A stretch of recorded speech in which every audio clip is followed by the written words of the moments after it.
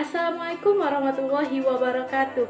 Hai teman-teman, perkenalkan saya Tiara Nurizkia, mahasiswa program studi pendidikan biologi Fakultas Keguruan dan Ilmu Pendidikan Universitas Riau. Nah, di sini saya akan menjelaskan tentang syariat Islam. Tapi saya nggak sendirian. Saya ditemani oleh dua rekan saya. Yang pertama, Reni Kuswanazia. Halo teman-teman, perkenalkan nama saya Reni Kuswanazia. Dan Milna Ulfatul Khairah. Halo teman-teman, perkenalkan nama saya Milna Ulfatul Khairah. Selamat menyaksikan.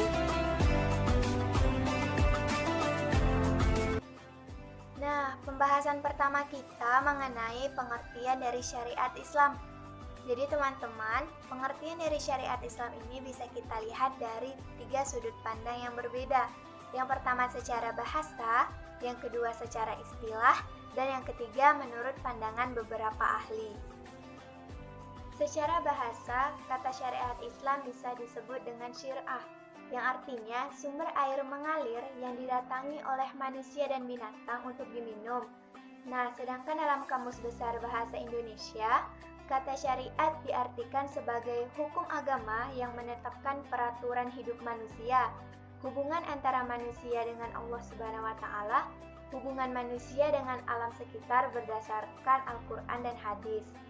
Secara istilah, kata syariat Islam memiliki arti yaitu hukum-hukum atau peraturan yang diturunkan oleh Allah Subhanahu wa Ta'ala melalui rasul-rasulnya untuk manusia agar mereka dapat keluar dari kegelapan menuju ke jalan yang terang serta mendapatkan petunjuk ke jalan yang lurus. Pengertian syariat Islam menurut para ahli. Menurut Imam Ibnu Atsir Al-Jazari menyebutkan bahwa definisi syara dan syariat lebih menitik beratkan kepada agama yang Allah syariatkan atas hamba-hambanya, yaitu agama yang Allah tetapkan bagi mereka dan wajibkan atas mereka. Menurut Muhammad Ali At-Tahanawi dalam kitabnya Kisyaf Istilahat Al-Funun memberikan pengertian syariah mencakup seluruh ajaran Islam meliputi bidang akidah, ibadah, akhlak, dan muamalah atau disebut dengan kemasyarakatan. Menurut Dr. Atiyah Fayad membagi terminologi syariat dalam 2 definisi, yaitu definisi umum dan definisi khusus. Dalam makna umum, syariat mencakup seluruh hukum yang menjadi ketetapan Allah dan wajibkan kepada hamba-hambanya. Sedangkan dalam makna khusus, hanya mencakup sebagian dari hukum-hukum syar'i karena adanya sebab dan kebutuhan tertentu. Nah, selanjutnya saya akan menjelaskan tentang sumber syariat Islam. Sumber hukum Islam ada yang disepakati para ulama muttafaq, namun ada juga yang masih diperselisihkan mukhtalaf. Adapun sumber hukum Islam yang sudah disepakati oleh jumhur ulama yakni Al-Quran, hadis, ijma, dan qiyas. Namun, dari kalangan Mu'tazilah menempatkan akal pada urutan pertama sebelum Al-Quran, hadis, ijma, dan qiyas. Penentuan sumber hukum baik halal, sunnah, mubah, makruh, bahkan haram bukan merupakan penentuan perkara yang asal-asalan. Semua sudah didasarkan pada sumber hukum yang jelas yang menjadi acuan agama rahmatan lil alamin. Sumber hukum Islam yang pertama adalah Al-Quran. Dalam bahasa Arab, kata Al-Quran berasal dari kata qara'a yang artinya membaca. Dalam istilah, Al-Quran merupakan kalamullah yang diturunkan kepada Nabi Muhammad SAW secara berangsur-angsur. Kitab suci Al-Quran ini berisi kalam Allah yang paripurna, yang isinya mencakup segala hal yang menjadi panduan bagi umat muslim untuk menjalankan kehidupannya. Inilah sumber utama hukum Islam. Hukum-hukum yang lain juga tidak boleh bertentangan dengan apa yang dikandung di dalam Al-Quran. Misalkan saja seperti qiyas dan ijma', tidak boleh melenceng dari apa yang terkandung di dalam Al-Quran. Salah satu hukum yang bisa langsung ditarik dari Al-Quran adalah hukum yang menerangkan tentang riba, di mana Allah Subhanahu wa Ta'ala berfirman di dalam Quran surah Al-Baqarah ayat 275. Dalam ayat tersebut secara tegas dan jelas Allah mengharamkan riba dan memberikan solusi dengan melakukan jual beli. Nah, hukum yang terkandung dalam Al-Quran itu ada 3 loh teman-teman, yaitu hukum i'tiqodiyah, hukum khuluqiyah, dan juga hukum amaliyah. Nah, yuk sama-sama kita bahas mengenai masing-masing dari ketiga hukum tersebut. Yang pertama, hukum i'tiqodiyah. Nah, hukum i'tiqodiyah ini merupakan hukum yang berhubungan dengan keimanan kepada Allah Subhanahu wa Ta'ala, kepada malaikat-malaikatnya, kepada kitab-kitabnya, kepada rasul-rasulnya, kepada hari akhir, serta kepada qada dan qadar. Nah, yang kedua yaitu hukum khuluqiyah, di mana hukum khuluqiyah ini merupakan hukum yang berhubungan dengan akhlak manusia. Jadi, dalam hukum ini, manusia itu diwajibkan untuk memiliki akhlak yang baik serta menjauhi akhlak yang buruk.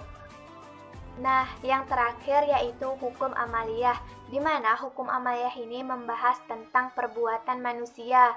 Jadi, di hukum amaliyah ini akan membahas mengenai ibadah serta muamalah dalam arti yang luas. Hukum Islam yang kedua adalah hadis atau sunnah. Hal ini ditegaskan dalam hadis Nabi Shallallahu Alaihi Wasallam, "Aku telah tinggalkan pada kamu 2 perkara. Kamu tidak akan sesat selama berpegang kepada keduanya, yaitu kitab Allah dan sunnah Rasulnya." Salah satu contoh hadis yang melarang perilaku korupsi dan riba yaitu dari Auf bin Malik. Rasulullah Sallallahu Alaihi Wasallam, "Hati-hatilah dengan dosa-dosa yang tidak akan diampuni. Barang siapa yang mengambil harta melalui jalan khianat, maka harta tersebut akan didatangkan pada hari kiamat nanti. Demikian pula pemakan harta riba. Barang siapa yang memakan harta riba, maka dia akan dibangkitkan pada hari kiamat nanti dalam keadaan gila dan berjalan sempoyongan." Hadis riwayat Tabrani. Hukum Islam yang ketiga adalah ijma'. Secara bahasa, ijma' adalah memutuskan atau menyepakati sesuatu. Secara istilah, ijma' merupakan keputusan dari seluruh ulama mujtahid setelah zaman Rasulullah SAW untuk menentukan solusi dari sebuah masalah dalam perkara agama. Seperti yang telah dijelaskan sebelumnya, bahwa ijma' tidak boleh bertentangan dengan Al-Quran dan Sunnah. Ijma' harus dilakukan apabila suatu masalah dalam perkara agama tidak dijelaskan secara spesifik di dalam Al-Quran dan Sunnah. Salah satu contoh dari ijma' ini yaitu terkait dengan bunga bank. Di Indonesia sendiri, salah satu output dari ijma' adalah dikeluarkannya fatwa. Nah, terkait dengan bunga bank, terdapat fatwa dari Majelis Ulama Indonesia nomor 1 tahun 2004 yang menekankan bahwa bunga bank sama dengan riba, sehingga hukumnya adalah haram. Nah, sumber hukum Islam yang ketiga yaitu qiyas. Secara sederhana, qiyas dapat diartikan sebagai sebuah analogi. Nah, menurut istilah ushul fikih, kata qiyas memiliki arti menyampaikan suatu masalah yang tidak terdapat ketentuannya di dalam Al-Quran dan Sunnah karena memiliki persamaan motif atau ilat antara kedua masalah tersebut. Contohnya mengenai perkara minuman keras. Dalam surah Al-Baqarah ayat 219 dapat disimpulkan bahwa minuman keras serta khamar dapat disamakan karena memiliki ilat yang sama, yaitu bisa memabukkan bagi peminumnya. Berbeda dengan pandangan jumhur ulama, di antara ulama Mu'tazilah mendasari pandangannya dalam istinbat al-ahkam pada dalil akal sebagaimana urutan pertama sebelum Al-Quran, Sunnah, Ijma, dan Qiyas.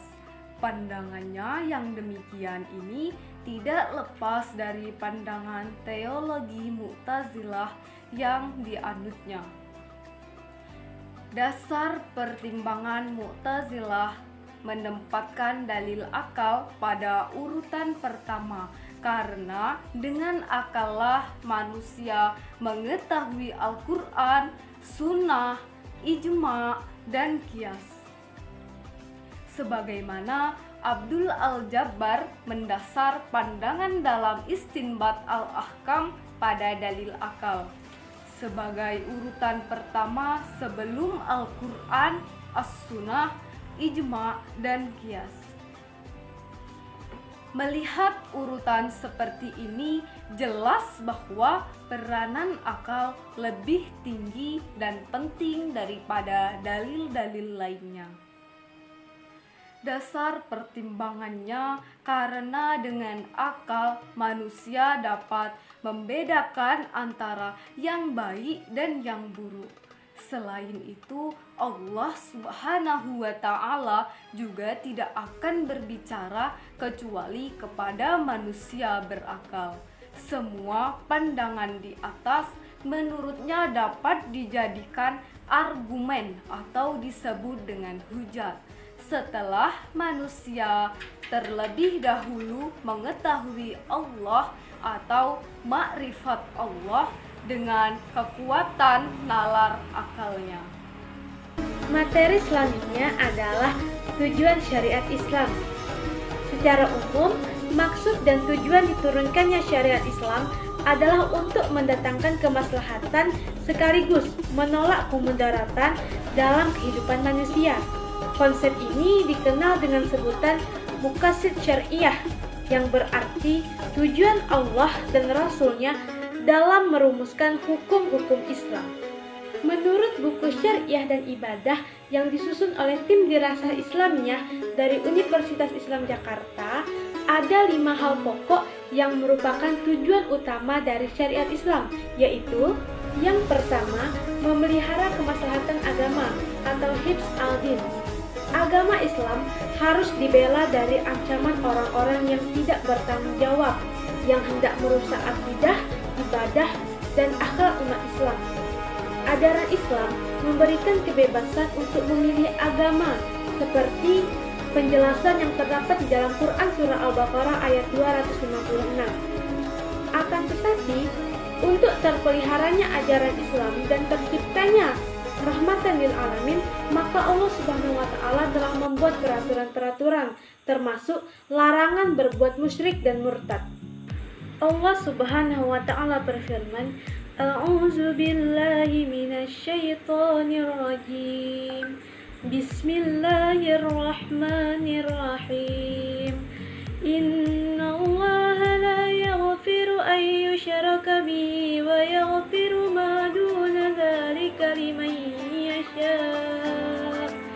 Wa man yusyrik billahi faqad iftara itsman 'azima. Yang artinya, sesungguhnya Allah tidak akan mengampuni dosa syirik, dan Dia mengampuni segala dosa yang lain dari syirik itu bagi siapa yang dikehendakinya. Barang siapa yang mempersekutukan Allah, sungguh ia telah berbuat dosa yang besar. Quran Surah An-Nisa ayat 48. Nah, dengan adanya syariat Islam, maka dosa syirik maupun murtad akan dihempaskan. Yang kedua, memelihara jiwa, hifz al-nafsi. Agama Islam sangat menghargai jiwa seseorang. Oleh karena itu, diberlakukanlah hukum qisas yang merupakan suatu bentuk hukum pembalasan. Nah, seseorang yang telah membunuh orang lain akan dibunuh. Seseorang yang telah mencederai orang lain akan dicederai. Seseorang yang telah menyakiti orang lain akan disakiti secara setimpal. Dengan demikian, seseorang akan takut untuk melakukan suatu kejahatan. Namun, qisas tidak berlaku jika si pelaku dimaafkan oleh yang bersangkutan atau dai'at. Ganti rugi telah dibayarkan secara wajar. Hal ini terdapat di dalam Quran Surah Al-Baqarah ayat 178. Nah, dengan adanya syariat Islam, maka pembunuhan akan dapat tertanggulangi karena calon pembunuh akan berpikir ulang untuk membunuh karena nyawanya sebagai taruhan. Dengan begitu, jiwa seseorang yang beriman akan terpelihara. Yang ketiga, memelihara akal, hifz al-aqli. Kedudukan akal manusia dalam pandangan Islam amatlah penting. Akal manusia dibutuhkan untuk memikirkan ayat-ayat kauliyah dan kauniyah menuju manusia yang kamil. Salah satu cara paling utama dalam memelihara akal adalah dengan menghindari khamar, minuman keras, dan judi. Ayat yang menjelaskan tentang hal ini terdapat di dalam Quran Surah Al-Baqarah ayat 219. Nah, jadi syariat Islam akan memelihara umat Islam dari dosa bermabuk-mabukan dan dosa perjudian. Yang keempat, memelihara keturunan dan kehormatan, hifz al-nasli. Islam secara jelas mengatur pernikahan dan mengharamkan zina. Di dalam Islam sudah dijelaskan siapa saja yang boleh menikahi dan tidak boleh dinikahi. Dan janganlah kamu menikahi wanita-wanita musyrik sebelum mereka beriman.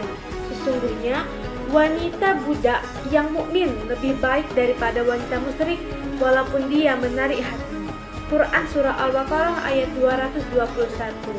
Yang kelima, memelihara harta benda, hifz al-mal.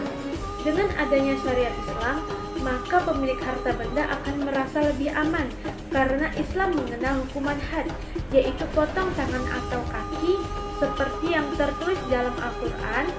Laki-laki yang mencuri dan perempuan yang mencuri, potonglah tangan keduanya sebagaimana pembalasan bagi apa yang mereka kerjakan dan sebagai siksaan dari Allah, dan Allah maha perkasa lagi maha bijaksana. Quran Surah Al-Ma'idah ayat 38. Hukuman ini bukan diberlakukan dengan semena-mena. Ada batasan tertentu dan alasan yang sangat kuat sebelum diputuskan. Jadi bukan berarti orang yang mencuri dengan serta-merta dipotong tangannya.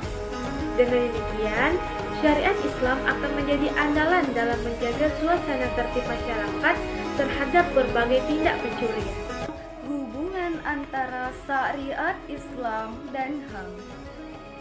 Sistem HAM Islam mengandung prinsip-prinsip dasar tentang persamaan, kebebasan, dan penghormatan terhadap sesama manusia.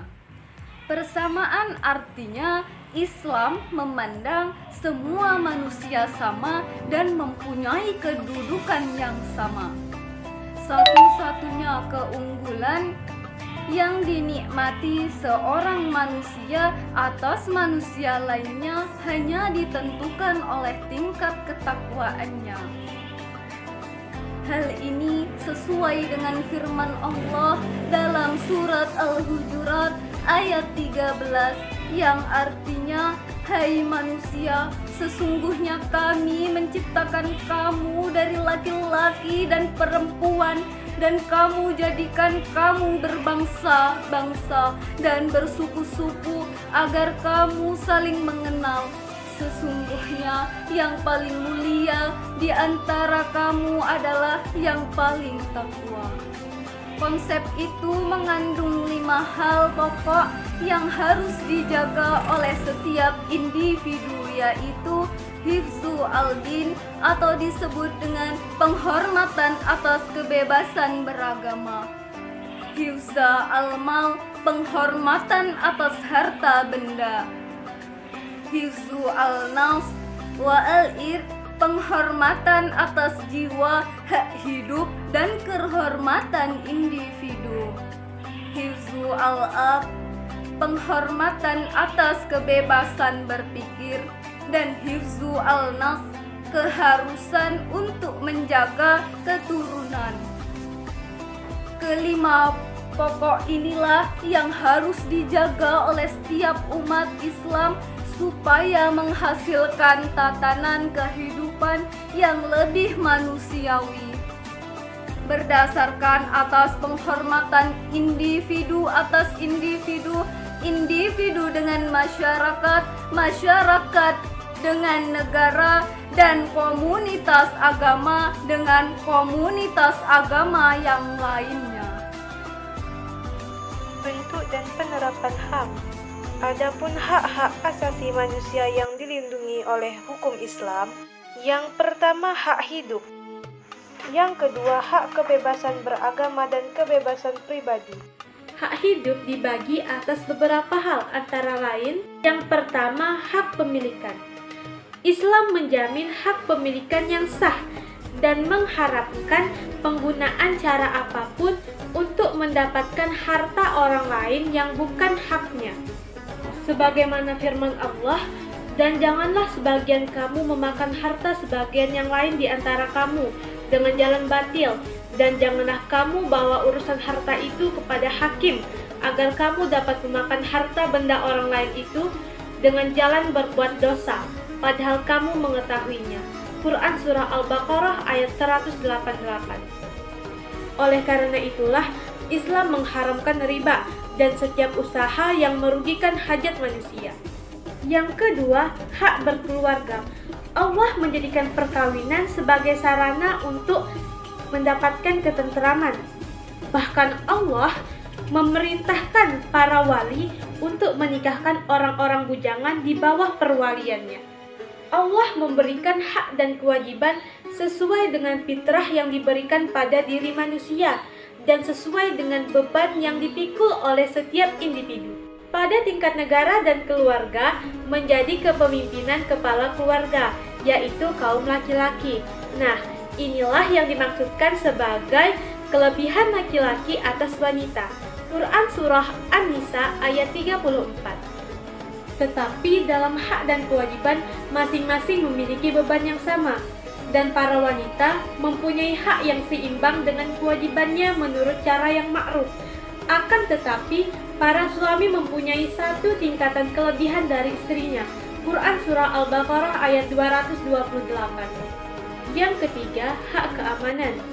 Dalam Islam, keamanan tercermin dalam jaminan keamanan mata pencaharian dan jaminan keamanan jiwa serta harta benda. Allah Subhanahu wa taala berfirman, A'udzu billahi minasyaitonir rajim. Bismillahirrahmanirrahim. Falyabudu rabb hadzal bait alladzi at'amahum min ju'in wa amanahum min khauf. Yang artinya, maka hendaklah mereka menyembah Tuhan pemilik rumah ini, Ka'bah, yang telah memberi makanan kepada mereka untuk menghilangkan lapar dan mengamankan mereka dari rasa ketakutan. Quran Surah Quraisy ayat 3 dan 4. Di antara jenis keamanan adalah dilarangnya memasuki rumah tanpa izin. Jika warga negara tidak memiliki tempat tinggal, maka negara berkewajiban menyediakan tempat tinggalnya. Termasuk keamanan dalam Islam, yaitu memberi tunjangan kepada anak yatim, fakir miskin, dan orang-orang yang membutuhkannya. Yang keempat, hak keadilan. Merupakan hak setiap orang untuk meminta perlindungan kepada penguasa yang sah yang dapat memberikan perlindungan dan membelanya dari bahaya atau kesewenang-wenangan. Bagi penguasa muslim, wajib menegakkan keadilan dan memberikan jaminan keamanan yang cukup. Nabi Shallallahu Alaihi Wasallam bersabda, pemimpin itu sebuah tameng, berperang di baliknya dan berlindung dengannya. Hadis riwayat Bukhari dan Muslim. Nah, selanjutnya yaitu hak saling membela dan mendukung. Sebagai seorang muslim, dalam menjalani kehidupan sehari-hari, kita berhak untuk membela dan mendukung orang lain, namun dilihat dari sisi yang benar. Karena ketika kita membela dan mendukung masyarakat dengan sisi yang benar, maka kezoliman itu tidak akan pernah muncul di kehidupan bermasyarakat. Selanjutnya ada hak keadilan, di mana setiap orang berhak mendapatkan perlindungan dari penguasa yang sah dan dapat memberikan perlindungan serta membelanya dari keadaan yang dapat membahayakan dirinya sendiri. Selanjutnya ada hak kebebasan beragama dan kebebasan pribadi.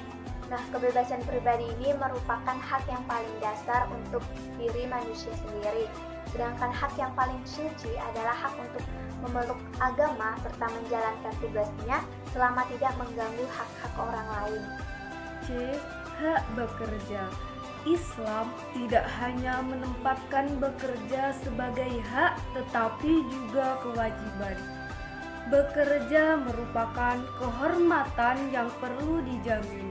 Nabi Shallallahu Alaihi Wasallam bersabda, tidak ada makanan yang lebih baik yang dimakan seseorang daripada makanan yang dihasilkan dari usaha tangannya sendiri. Hadis riwayat Bukhari. Dan Islam juga menjamin hak pekerja seperti terlihat dalam hadis, berilah pekerja itu upahnya sebelum kering keringatnya. Hadis riwayat Ibnu Majah. Nah, alhamdulillah sekarang teman-teman sudah tahu bagaimana syariat Islam itu. Jadi cukup sampai di sini penjelasan yang dapat kami berikan. Semoga bermanfaat bagi teman-teman semua. Saya akhiri. Assalamualaikum warahmatullahi wabarakatuh.